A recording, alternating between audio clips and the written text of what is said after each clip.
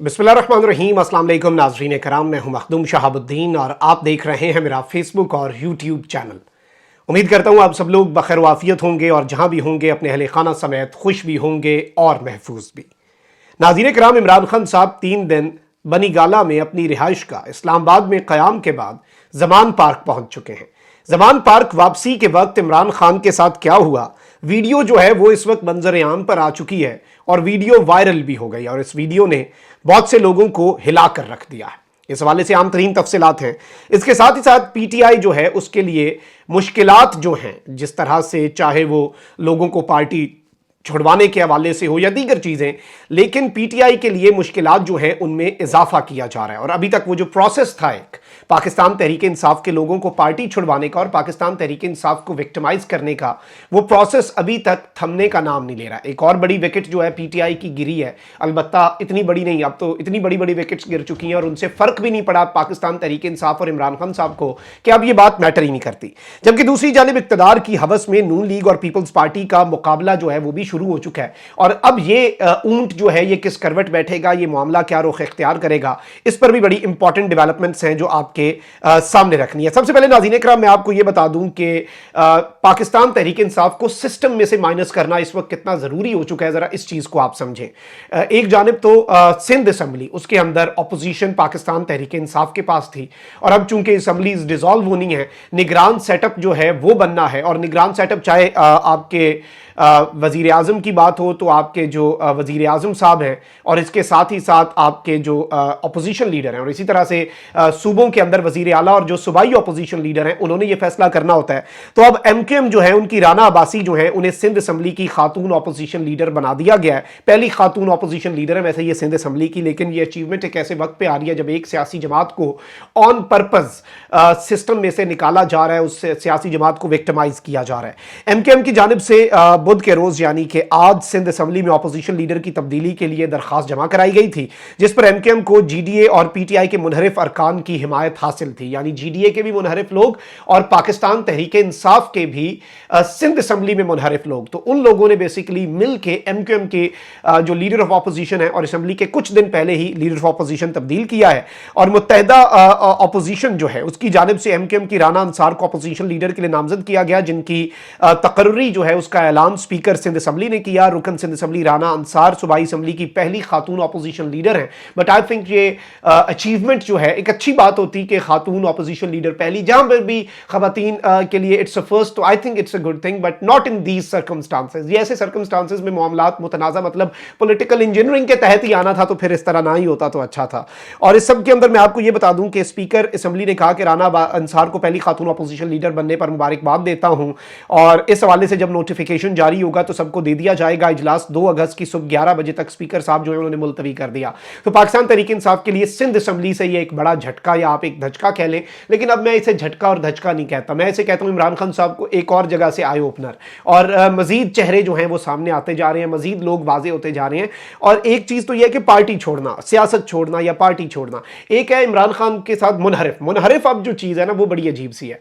क्योंकि जब आप मुनहरिफ हो जाते हैं तो आप धोखा दे रहे होते हैं, आप सिर्फ साथ नहीं छोड़ रहे होते। साथ छोड़ने में और धोखा देने में बहुत ज्यादा फर्क है। अच्छा, वहीं दूसरी जानिब पाकिस्तान तहरीक इंसाफ की एक और खातून रहनुमा जो है उन्होंने पार्टी छोड़ी है और इस वक्त साबिक तर्जुमान वजीर आला पंजाब सुमेरा मलिक का एक वीडियो बयान जो है वो सोशल मीडिया पर चल रहा है, जिसमें उनका कहना है कि 9 मई को कौमी तनसीबात पर हमला करने की पुरजोर मजम्मत करती हूं। इन्होंने कहा कि मैं पार्टी ओहदों से मुस्ताफी होने और पाकिस्तान तहरीक इंसाफ के साथ as a party Pakistan Tehreek Insaf के साथ इजहार लाताल्लुकी करती हूं और बुजदार हुकूमत के अंदर ये अहम ओहदे पर रह चुकी हैं और इन्होंने भी पार्टी छोड़ी है और भी 4-5 लोग हैं जिन्होंने पाकिस्तान तहरीक इंसाफ को छोड़ा। लेकिन अब ये मैटर नहीं करता, इतने बड़े बड़े लोग, इतने बड़े बड़े बुर्ज जो हैं वो उलट चुके हैं। उन सब के बावजूद खान साहब मैदान के अंदर डटे हुए हैं और खान साहब ने कल खुलकर भी बात की और खान साहब की अब काउंटर स्ट्रैटेजी क्या होगी, खान साहब इस एक्शन का रिएक्शन क्या है। खान साहब हर हल्के के अंदर जहां पे अगर कोई पॉलिटिशियन जो है और इमरान खान साहब के लोग जहां पे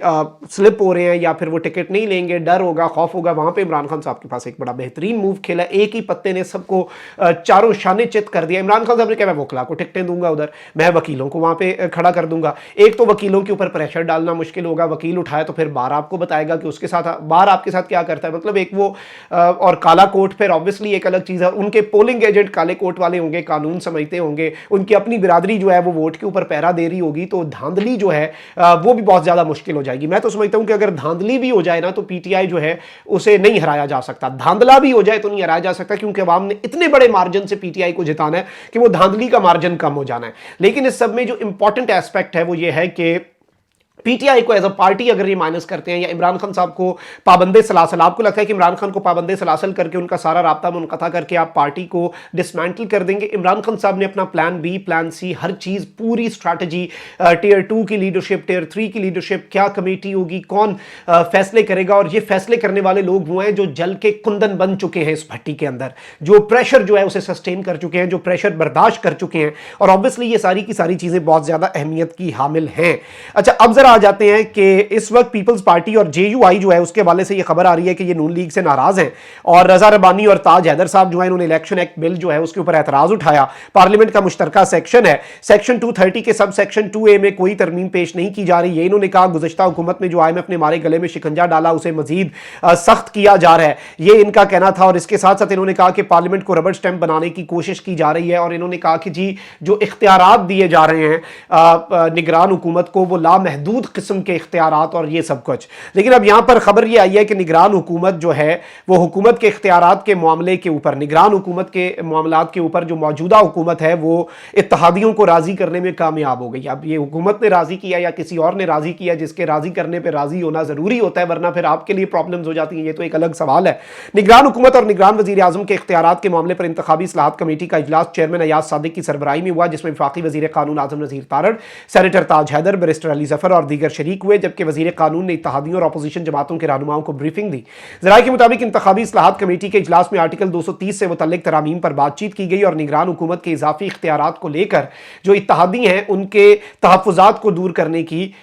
कोशिश की गई। और इस सब के अंदर ज़राए के मुताबिक हुकूमत ने इलेक्शन एक्ट की शिक में तरमीम से निगरान हुकूमत को गैर मामूली इख्तियारात देने पर इत्तेहादियों को राजी किया। और इस सब के अंदर जो इंपॉर्टेंट चीज़ है वो ये है कि इस वक्त जो इत्तफाक हुआ है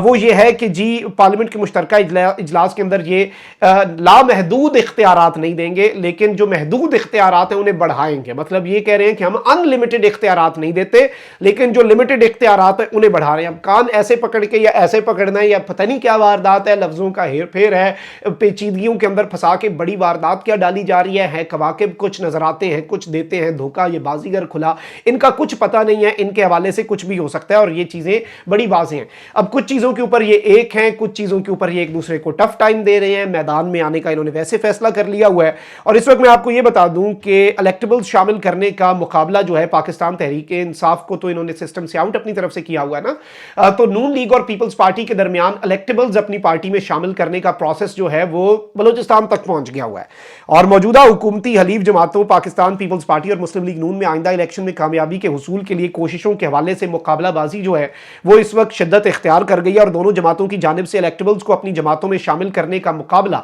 बलोचिस्तान तक जा पहुंचा है। ज़राए के मुताबिक पीपल्स पार्टी के बाद नून लीग की नजरें जो है वो भी बलोचिस्तान के इलेक्टेबल्स पर मरकूज हो गई हैं, और उसने बलोचिस्तान के अहम अरकान असम्बली से नून लीग जो है उसने राब्ते भी किए हैं। ज़राए ने बताया कि ये राब्ते अपने अपने हल्कों के इलेक्टेबल्स आज़ाद और बाज़ बलोच कौम परस्त रहनुमाओं से किए गए हैं, ताहम नून लीग को अभी इस जानिब से कोई हतमी जवाब जो है वो नहीं दिया गया, बल्कि इस पर गौर करने के लिए नून लीग से वक्त मांगा गया है। पिछले साल जब जनरल बाजवा साहब मामलात को देख रहे थे, मुल्क की बागडोर उनके हाथ में थी, अब तो ये बात वाज़ेह भी हो चुकी है, ऑन द रिकॉर्ड सभी मान चुके हैं। तो उस दौर में बाप पार्टी के बहुत से लोगों ने पीपल्स पार्टी के अंदर शमूलियत इख्तियार की थी, उसे एक सिंबल के तौर पर लिया जा रहा था कि पीपल्स पार्टी के ऊपर सारी बेट्स लगा दी गई हैं, सारा पैसा पीपल्स पार्टी पर लगेगा, पीपल्स पार्टी के लिए अगला माहौल बनाया जा रहा है। बिलावल की वजीर खारजा वाली जो इंटर्नशिप है वो पूरी होगी तो बिलावल को वजीर आजम बना दिया जाएगा इलेक्टेबल्स। बाप पार्टी के बहुत से लोग रिवर्स हुए हैं, उन्होंने पलटी मारी है, वो वापस बाप के अंदर गए हैं, और उन्होंने पीपल्स पार्टी की जो शमूलियत थी उसे खुड्डे लाइन लगाया। पीपल्स पार्टी के लिए ये भी एक इशारा है, तो इस सब के अंदर नून लीग झपटी है, क्योंकि नून लीग के वाले से ये परसेप्शन है कि शायद ताकतवरों के साथ उनकी गिटमिट हो गई हुई है। अब नवाज शरीफ और शहबाज शरीफ वाले मामले के ऊपर हो सकता है अभी भी कोई इख्तलाफ हो, लेकिन जहां तक नून लीग की बात है या नून लीग की हद तक सवाल है, तो वहां तक दावा करने वाले नून लीग के करीब भी समझे जाने वाले साफी कहते हैं कि टॉप लेवल पे सब कुछ डिसाइडेड है। अब यहां पर मैं आपको ये बता दूं कि दुबई में पाकिस्तान पीपल्स पार्टी और नून लीग की क़यादत में इस बात पर इत्तफाक हुआ है कि आइंदा इलेक्शन के नतीजे में जिस जमात को भी चाहे एक रुकन की बरतरी हो उसको हुकूमत बनाने का मौका दिया जाएगा और दूसरी जमात जो है वो उसे सपोर्ट करेगी। तो ये भी इन्होंने वैसे, लेकिन मुकाबला आपस में है कि टॉप पोजीशन कौन लेता है। ताहम इस सब के अंदर मैं आपको ये बता दूं कि जरदारी साहब जो है उन्होंने कुछ अरसा कबल बलूचिस्तान से कुछ इलेक्टेबल्स को शामिल करवाया था, जिससे ये तासुर मिला था कि पीपल्स पार्टी अक्सरियत ले सकती है, और जिसका तोड़ करते हुए अब नून लीग जो है वो मैदान अमल में घुस गई हुई है। तो इस सारी की सारी सूरत हाल के अंदर मैं आपको यह बता दूं कि अब अगर हम इस सिचुएशन को समझें, इस पूरे सिनेरियो को एनालाइज करें, तो एक जानिब यह सब हो रहा है, तो वहीं दूसरी जानिब इमरान खान साहब जो है उनके जो मकबूलियत है आप उसमें कमी नहीं कर सकते। इमरान खान साहब FIA पेश हुए, वो वीडियो सामने आई है कि एहलकार के दिल से सल्यूट निकला है, उसने इमरान खान साहब को सल्यूट किया। और अब पता नहीं उस बेचारे के साथ क्या होता है, उसकी नौकरी के साथ अल्लाह करे, उसके ऊपर अल्लाह रहम करे, लेकिन ये इस कौम की तरफ से उसने कौम की तर्जुमानी की है। और पूरी कौम जो है पाकिस्तानी, आपको पता है क्या मामला है। खान साहब 3 दिन अल्लाह का शुक्र है खान साहब अरेस्ट नहीं हुए, और बहुत ज़्यादा चांसेस थे। इमरान खान साहब को खुद ये लग रहा था कि उन्होंने 100% खान साहब को श्योरिटी थी कि इमरान खान साहब ने अरेस्ट हो जाना है, लेकिन अभी अरेस्ट को आप कह लें कि स्टॉप नहीं हुआ, ये प्रोसेस पॉज हो गया है। हल्की फुल्की कोई ब्रेकें लगी हैं, लेकिन अभी ये प्रोसेस रुका नहीं है। स्पीड स्लो हुई है, या फिर जो कोशिशें थी उन्हें अदालतों से मामलात यानी लेकिन मंतकी अंजाम तक पहुंचाए जा रहे हैं। इमरान खान साहब की मकबूलियत का दिन रात कोई ना कोई, हर गुजरते लम्हे कोई ना कोई सबूत आ जाता है। तो अब ये सबूत आया है मोटरवे के रेस्ट एरिया से, और अब लोग जो हैं वो ज़्यादा तादाद के अंदर, आप देखें एक सेकंड के लिए खान साहब वापस इस्लामाबाद से लाहौर जाते हुए रेस्ट रूम जो है वहाँ पे रुके हैं, और वहाँ पे जो अवाम का जमे गफीर है, और जो वीडियो आई है खान साहब के साथ, वहाँ पे जो अवाम ने उन्हें रिस्पॉन्स दिया है, ये एक बड़ा सेल्फ एक्सप्लेनेटरी है कि कौम किसके साथ है। और ये छोटे छोटे आपके सामने आई ओपनर्स होते हैं जिन्हें समझना ज़रूरी होता है। आप ज़रा ये देखें।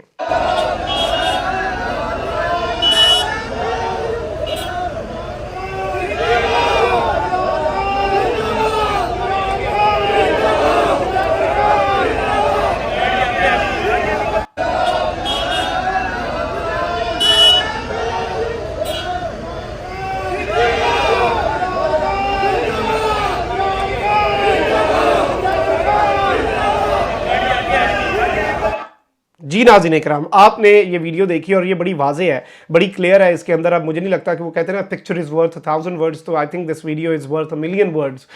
समझने वाले समझें तो उसमें बहुत कुछ समझने के लिए है, लेकिन उन्होंने समझना कोई नहीं है, मैं आपको पहले बता रहा हूँ। और उन्होंने वही गलतियों पर गलतियाँ करनी है जो वो इससे पहले भी करते आए थे, और आई थिंक अभी भी वो अपनी गलतियों से सीखने के लिए तैयार नहीं है। अपना बहुत ख्याल रखें। अल्लाह निगहबान। पाकिस्तान जिंदाबाद।